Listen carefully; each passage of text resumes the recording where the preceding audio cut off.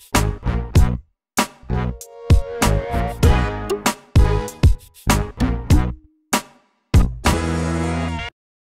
everybody, it's Thomas here from Thomas Fitzgerald Photography, and in this video what I wanted to do is give you a very quick look at the all-new Luminar 3. Now, there's lots of videos on the internet already about Luminar 3, all its new features, so rather than just doing another video where I go through every single feature, so what I thought I would do instead is use it to process a whole shoot, or in this case I'm just going to do a segment of it because otherwise we'd be here forever, and show you what it's like to use it for a proper, actual, real-life situation. But before I get into that, let me just give you a quick overview in case you haven't seen it before. So basically, the new version of Luminar adds a asset management side. Now, it's not a fully complete asset manager yet. There is still some things missing. For example, there's no metadata support other than the basic kind of what you have in your camera, so like your EXIF information, just the very basics. You can't add keywords or captions or even something as simple as a description yet. So, but all that is slated to come in future versions. However, just adding the actual library module or the library side of things has actually made a big difference. So previously, to use Luminar, it was kind of a one file at a time kind of thing. So you would load up an image, make your changes, and then save it. Whereas now it performs a little more like, say, the likes of Lightroom, where you have a catalog of images and you can go through them and process your images. You don't have to actually save at any time, but they're all stored in the catalog and then you can export them when you're finished. It's not perfect. There are still a few issues with it, and we'll kind of go through them as we discuss using it. On the right hand side we have the library, and you'll see three tabs here. So here are all the folders that I've already imported. You can also create albums, and then there's a bunch of pre-made kind of smart searches, so I can view images that I've recently edited. So here you can see, here's all the images that I've edited before. Now it's generating thumbnails on the fly, and then here's a list of folders that I've recently added. And I can view all photos. I can view by date. So here's, say, let me see, from 2018. So let's say January 2018. Okay. So here's images that I've imported. And then to edit an image, you just click on it, and you can either double click, which will bring you straight into the edit mode. And you have all your controls here and you can start editing away. It works with both RAW and JPEG, obviously. JPEG files load much quicker. When you load a RAW file, what happens is it actually takes a few seconds. Depending on the file, sometimes it takes a bit longer. And so yeah, so this is kind of the normal side of Luminar. And then if we go back to library, and then we can see, so again, I didn't have to save there, and I can just pick another image. Okay, and one of the other things to note here is at the moment, there's no kind of way to manage RAW and JPEG pairs. They just show up side by side. And one of the things I don't really like about the library side of things is there's no kind of overlays of information here. So it's not showing you the file format or anything like that. In order to see that, I have to go over to the info tab. So now I can see that this is a RAW file and this is a JPEG, but it doesn't show you any file names or anything like that, and there doesn't seem to be any way to customize it either. So like if I go into the view menu here, there's no real options for any way to customize it. So the other thing then is you can view, if I go to view all photos, you have the options of filtering your view. So I can go view by 5 stars, view by edited, and then I can sort by capture time. So the kind of the fairly typical things you will see in a kind of an asset management or a photo workflow type of application. But again, there's no search. You can't search for you can't search by keywords or metadata because there is no metadata support. Again, they have put out a roadmap and that's all slated to come. So for the moment, that's kind of a bit of a limitation. But anyway, so to move on, as I said, that's a really quick overview. So what I want to do now is I'm going to add a folder full of images, and I'm going to show you how to rate them, and then we'll do a few edits, and that'll kind of give you a feeling of what it's like to actually use the application and whether this is for you or not. So there's a couple of different ways you can add a folder. I can click on this plus button here.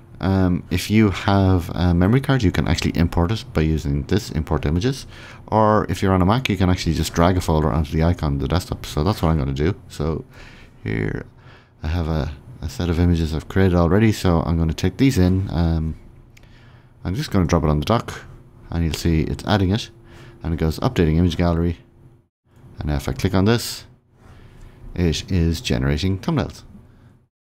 So when it generates the thumbnails, what it seems to do is take it from the embedded previews. So in this case, it's showing what I shot in camera. So I shot a lot of these in black and white in camera, but if I actually go in and load these, you'll see they're not actually going to be black and white. And unfortunately, that's all it does. It doesn't regenerate previews. So unlike Lightroom, which will, when you import a bunch of images, it will initially show you the embedded previews, and then it will go ahead and generate standard previews if you have set that option on import. This doesn't, this just shows the embedded preview. So I'm going to have to click on this, and now you see it's loaded the full version. Loading the files, if I move from image to image, so you can see initially it's quick enough, but before it loads the full version, it takes about 10 to 15 seconds, but you can usually start editing after about 3 to 4 seconds, depending on the file and depending on where it's come from. So again, if I go back to this one, and something's gone very funny there.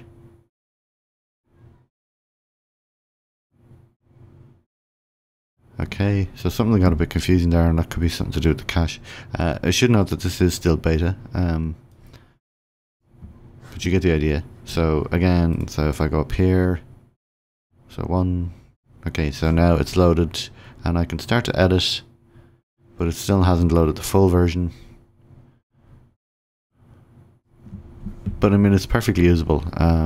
So what I'm going to do is, the first thing I want to do is, so there's no way to kind of set defaults on import yet, and there's no way to apply, say, a preset on import. So the way I found the best way to do it is kind of to pick one image and then set all your settings, and then you can sync that to all your other images, which is what I'm going to do here. So unfortunately you don't get any of the Fuji profiles. For some reason it doesn't see them, so I'm sure that will be upsetting to some people. However, there is you can use LUT maps, and there is a few Fuji LUT maps knocking around. I actually have a preset which unfortunately I don't have made available because it's not actually that easy to do. Okay, so this is using a Provia LUT. It's not perfect, but I'm going to go with this for the moment. And set my sharpening settings, and these are just kind of rough. I'm not doing this. Turn that down a bit, and then I want to turn my lens corrections on. Okay, so if we go before and after, and what's going on down here? Denoise is way too high. I don't need that. Sharpening is a bit high. I don't need that either. Okay, so I'm going to use that as my default settings. So there's a couple of things I can do. I can copy and paste them, or what I can do is if I go back to the library module, and with this one selected, so you'll see the yellow outline, and then if I select all, and now I can go adjustments, sync adjustments, and that will now sync it to everything. And as you can see, again, it's still not regenerating the previews, which is this one feature that is really annoying. I wish they'd fix this. Okay, so what I'm going to do now is I'm just going to deselect everything. I'm going to pick a few images and then go through processing them. So this is just from a street shoot I did. So it uses the same keyboard shortcuts for rating as Lightroom. So in this case, I'm going to hit 5.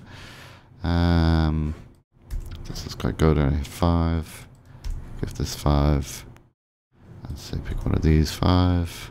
And then I'm just going to pick a few more, because I know there's some here that I know I like.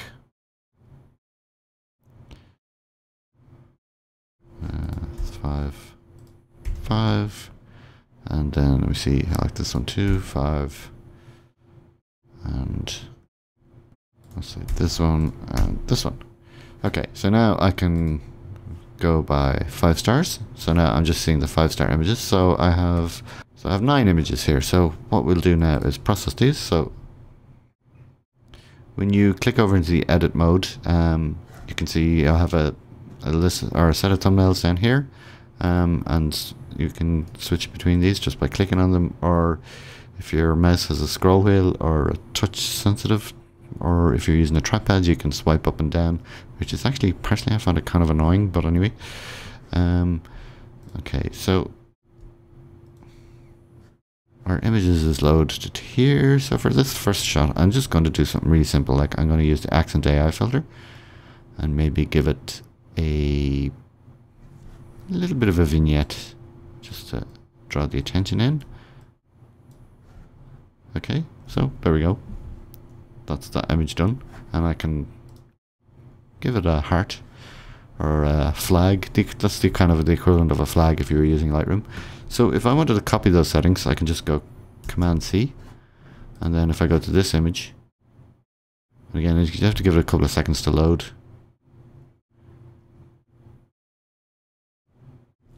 I think this too is probably going to be one of the things that people like the least about this, is the actual loading time of the images. It's not bad, and it's a lot better than it used to be previous versions of Luminar, but it's still not as fast as, say, Lightroom or Capture One or something like that.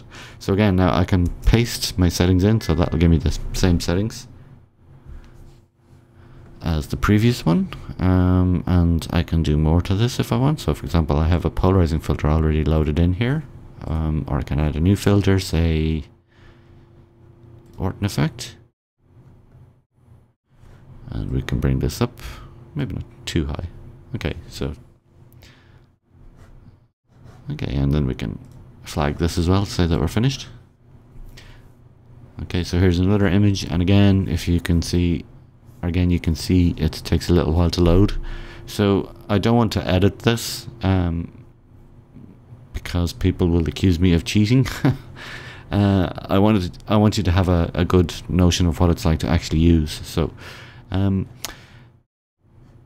this one, I'm going to do it in black and white. So I'll switch to the black and white workspace, and it doesn't actually need much.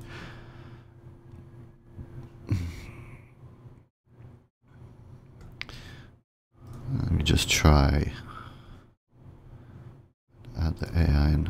No, I don't want the sky enhancer. I want the AI enhance. I haven't tried this on a black and white image, actually. It still works. And a bit of grain, maybe. We'll move this up. A bit of a vignette as well. And I can give it a bit more contrast with a curve. Okay, I'm going to get rid of the filters. Okay, so there's before and after. That's not bad. And you can see there's actually quite a nice grain effect in Luminar that I kind of like to use. So yeah, so that's another image done. And again, let's just mark this done. Okay, so for this one, so again, we have to give it a few seconds to load.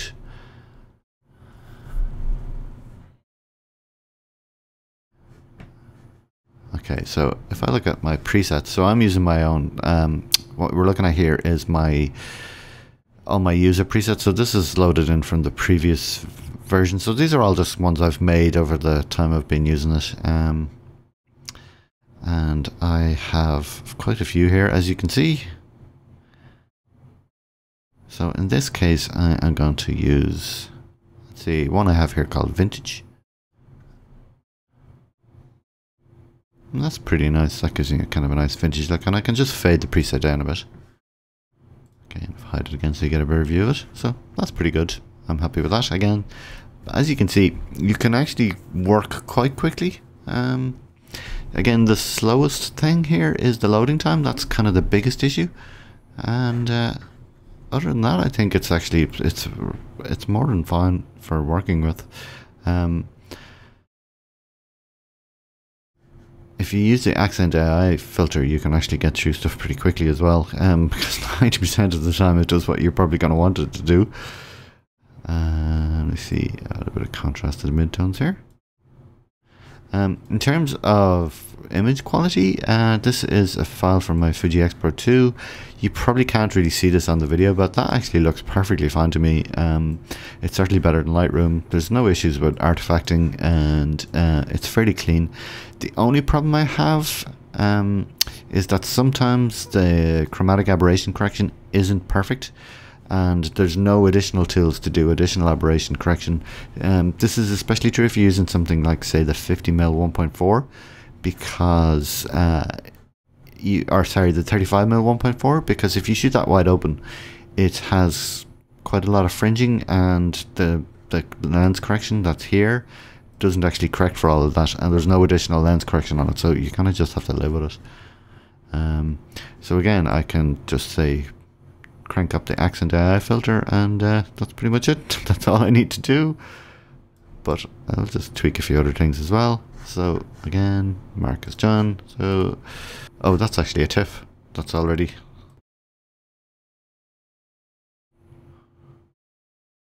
Okay, so and it's now editable. So again, we'll use our accent AI filter. Actually, and let's try a different one of my own presets. So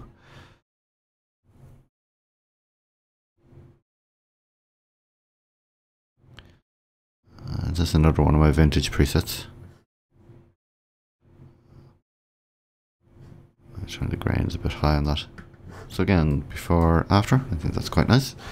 Okay, and then our last image.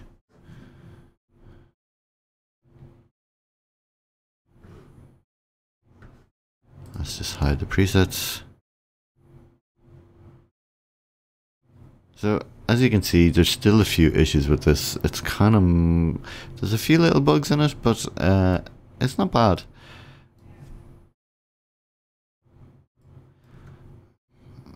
And as I said, the biggest problem with this seems to be, I think they still need to work on their caching a bit. But other than that, I mean, I have been using Luminar since it very first came out, and I actually really like this software. I know some people don't like it or don't think it's great. I've always used it as a plug-in with Lightroom, and I think it's a really nice way of working. There's a lot of flexibility in it, and to be able to do that without having to kind of go through something else or use a different program for managing your assets is a great step in the right direction. Is this a Lightroom killer yet? I don't think so. I don't think it's anywhere close to it. But as they continue to add features to it, it's heading in that direction. You can absolutely use this to process a shoot, as I have just done. As you can see, here it is now finished. Yeah, so I don't see why not, but it does have a lot still to add. There are some things about it that I still think need to be fixed. As I said, the lens corrections aren't brilliant. The chromatic aberration correction still needs to be fixed. There's no way to use keywords or anything like that at the moment. However, as I said, that is in the roadmap for early next year. The other thing, and let me just show you, once you're finished, if you want to export your images, so you go export.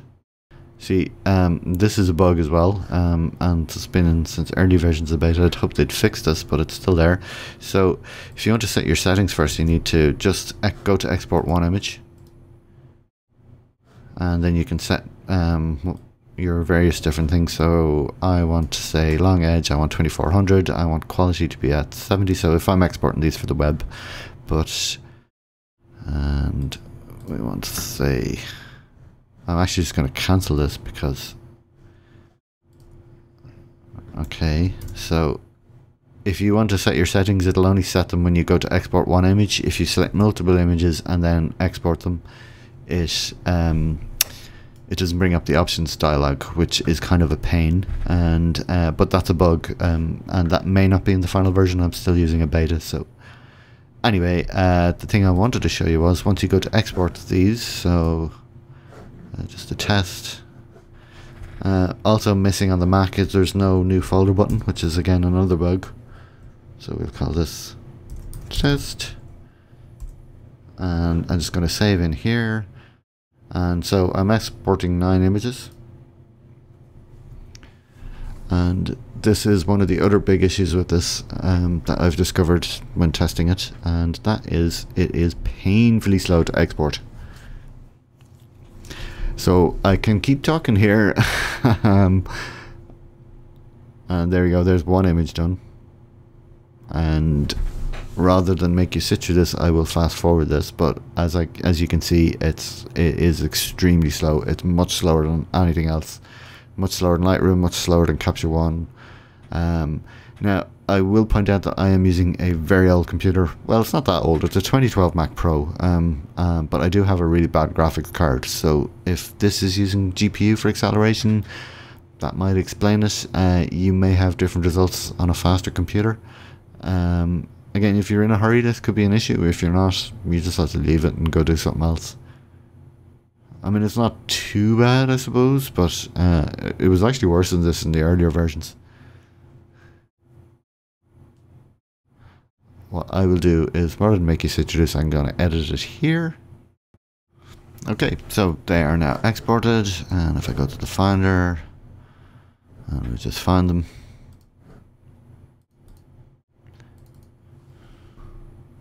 And so there you can see here the finished images. I mean, the image quality is perfect. There's absolutely nothing to complain about.